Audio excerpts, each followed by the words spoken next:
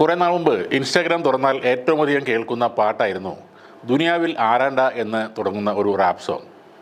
വളരെ വ്യത്യസ്തമായ ആലാപന ശൈലിയും വരികളും മ്യൂസിക്കും ഒക്കെയായി ആരാധകർ പെട്ടെന്ന് തന്നെ ഈ പാട്ട് ഏറ്റെടുക്കുകയും ചെയ്തു. ആ പാട്ടിൻ്റെ പിന്നിലെ ആളാണ് ബേബി ജീൻ എന്നറിയപ്പെടുന്ന ഹബീഷ് റഹ്മാൻ. കേരളത്തിലെ അറിയപ്പെടുന്ന റാപ്പറാണ് ബേബി ജീൻ.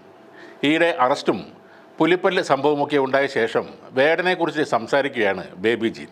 വേടൻ എന്ത് ചെയ്തു എന്നുള്ളതല്ല ആ സംഭവം ഇത്രമാത്രം ചർച്ചയാകാൻ കാരണമെന്നാണ് ബേബി ജീൻ പറയുന്നത്. വേടൻ വല്ലാതെ വളർന്നു എന്നുള്ളതാണ് അതിന് കാരണം. കഞ്ചാവ് തുന്നിയിട്ട കുപ്പായം എന്നാണ് ഒരു വാർത്തയുടെ ഹെഡ്ലൈൻ എന്നും വേടൻ വീഴുമെന്ന് കാത്തിരിക്കുന്ന ഒരുപാട് പേരുണ്ടെന്നും അതുകണ്ട് ചിരിക്കുന്നവരും ഉണ്ടാകുമെന്നും ബേബി ജീൻ പറയുന്നു. വേടൻ എന്ന കലാകാരൻ്റെ കലയും വരികളും ഇഷ്ടപ്പെടുന്ന ഒരുപാട് ആളുകൾ ഇവിടെ ഉണ്ടാകുമെന്നും എന്നാൽ ഇതുപോലെയുള്ള ഹെഡ്ലൈൻ ഇടുമ്പോൾ അത് കലയെയാണ് കളിയാക്കുന്നതെന്നും ബേബി ജീൻ അഭിപ്രായപ്പെട്ടു. അത് ചെയ്യാൻ പാടില്ലായിരുന്നു എന്നും ബേബി ജീൻ പറഞ്ഞു.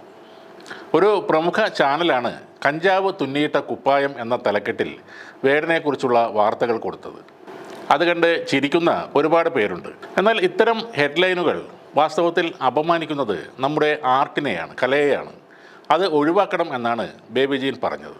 ബേബി ജീൻ മാത്രമല്ല, ആദ്യം കളിയാക്കി ചിരിച്ച എല്ലാവരും സിനിമാ ലോകത്തുള്ള പ്രമുഖർ ഉൾപ്പെടെ വേടനോടൊപ്പം നിൽക്കുന്ന കാഴ്ചയാണ് നമ്മൾ പിന്നീട് കണ്ടത്. കാരണം വേടനിൽ ഒരു തീയുണ്ട്.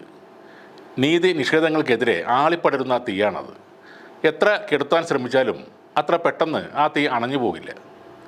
വിവേചനങ്ങളെ വെല്ലുവിളിക്കുന്ന ഉച്ചനീയത്വങ്ങൾക്കെതിരെ പൊരുതുന്ന ജനങ്ങളുടെ പ്രതീകമാണ് വേടൻ.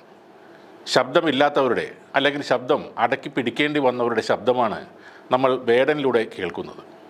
അത് പൊട്ടിത്തെറിക്കുന്ന അഗ്നിപർവ്വതമായും ലാവയായും ആഞ്ഞടിക്കുന്ന കൊടുങ്കാറ്റായും തീമഴയായും ഈ സമൂഹത്തിലേക്ക് പടർന്ന് കയറുക തന്നെ ചെയ്യും. തീർച്ചയായും വേടൻ്റെ വാക്കുകളിലും അയാൾ എഴുതുന്ന വരികളിലും വ്യക്തമായ ഒരു രാഷ്ട്രീയമുണ്ട്. അത് ചവിട്ടി അരക്കപ്പെട്ട മനുഷ്യരുടെ രാഷ്ട്രീയമാണ്. ഇനി ലഹരി കേസ് കോടതി തീരുമാനിക്കേണ്ട കാര്യമാണ്. പുലിപ്പല്ല് കേസും ആ നിയമത്തിൻ്റെ വഴിക്ക് തന്നെ നീങ്ങും. വേടൻ കുറ്റക്കാരനാണെങ്കിൽ അയാൾക്ക് അതിനുള്ള ശിക്ഷയും കിട്ടും. പക്ഷേ തെറ്റ് തിരുത്താൻ അയാൾക്ക് നമ്മൾ ഒരു അവസരം നൽകണം. മയക്കുമരുന്നടിച്ച് മാത്രമല്ല നല്ല പാട്ടുകൾ വരുന്നത് എന്ന് ഈ ലോകം തിരിച്ചറിയണം. യുവാക്കളുടെ ഇടയിൽ അയാൾക്കുള്ള സ്വാധീനം ആരെയും ഞെട്ടിക്കുന്നതാണ്. ഒരു തലമുറയെ സ്വാധീനിക്കാനുള്ള മാന്ത്രിക ശക്തി അയാളുടെ പാട്ടുകൾക്കുണ്ട്, ആ വരികൾക്കുണ്ട്. ലഹരി വിരുദ്ധ പ്രചാരണങ്ങൾക്ക് വേണ്ടിയാകണം ഇനി വേടൻ മുന്നിൽ നിൽക്കേണ്ടത്.